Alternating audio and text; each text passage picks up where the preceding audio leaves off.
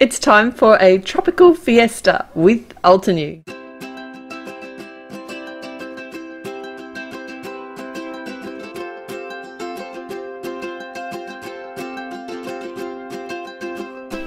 Hi, it's Therese from Lostinpaper, and look at these gorgeous new colours from Altenew, brighter than ever.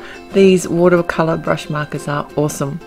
I'm just going to quickly show you how to put them together.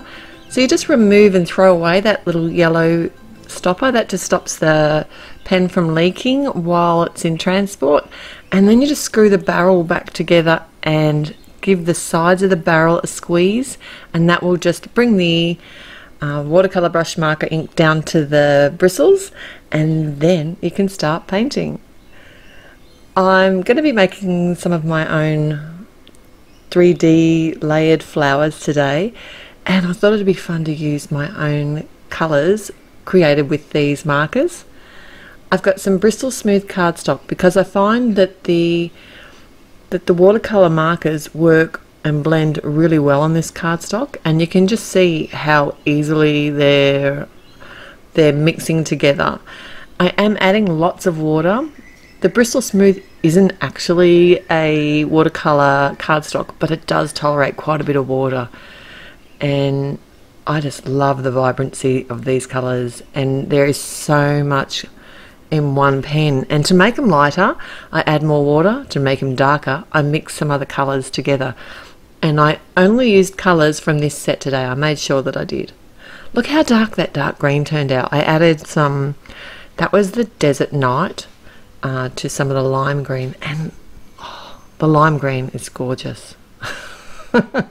So now I'm going to start making some flowers, and I've got the Wild Rose 3D die set. I thought this would be a really fun one. The tropical, like the hibiscus one, would have been really cool too, but I wanted to try this one today.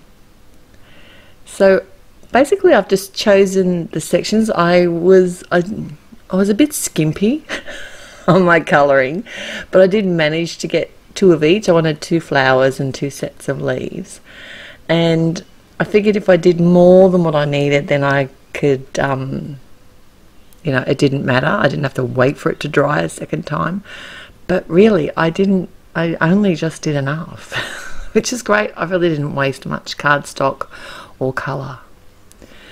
So I basically have looked at the packaging and chosen whether I wanted like a darker flower and a lighter flower, and I've cut out all the layers of each. And if you see the guide on the packaging, it does make them really easy to put together. And I'm just thinking that having that watercolour look on these layered flowers adds such a great detail. I used the matte medium to adhere it because it was the Bristol Smooth. I could have easily used a dotted adhesive, but I just knew that the liquid glue was going to hold, and it was just easy. It was there beside me. And I picked a couple of the points off the flowers from the picture and basically relayered them exactly as they were meant to be. But these are very forgiving, these layered flowers. You could actually make them your own. You could sort of move the layers around if you wanted to, but they were really easy to line up. I'm going to list all the colours that I use at my blog today, so you can head through the description below to find those, and also to find out how you can win, because this is a release and Altenew have the most amazing releases, and I'll have everybody else's blog posts linked there as well, so you can actually go and get heaps more inspiration and have more chances to win. Alright, I confess I'm addicted to this paper pack.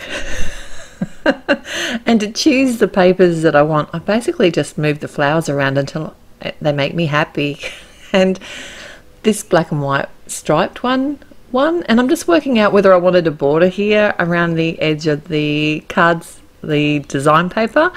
And because I'm a very visual person, I actually like to see that, so I can look there and go like, do I prefer it this way, do I prefer it that way, and make my decision on the spot. My sentiment's from the Trendy Circles stamp set, and I really like this particular sentiment, and I did decide to cut it down and pop it up on the front of the card. It looks particularly good just stamped directly onto the card front, but I just thought it'd be a bit different to cut it out and actually pop it up because it has that line through the center of the happy birthday, and I thought that went really well with the striped background. So I used my dotted adhesive to attach my images to the front of my card, as well as some pop dots, which you can see on my hand there, which is where I store them when I've already put them on, and I take them off and I put them on again. I know, it's very technical. I actually think I had to add a couple of layers of pop dots in the end to this flower, because these ones are only really thin and it just didn't give it enough depth.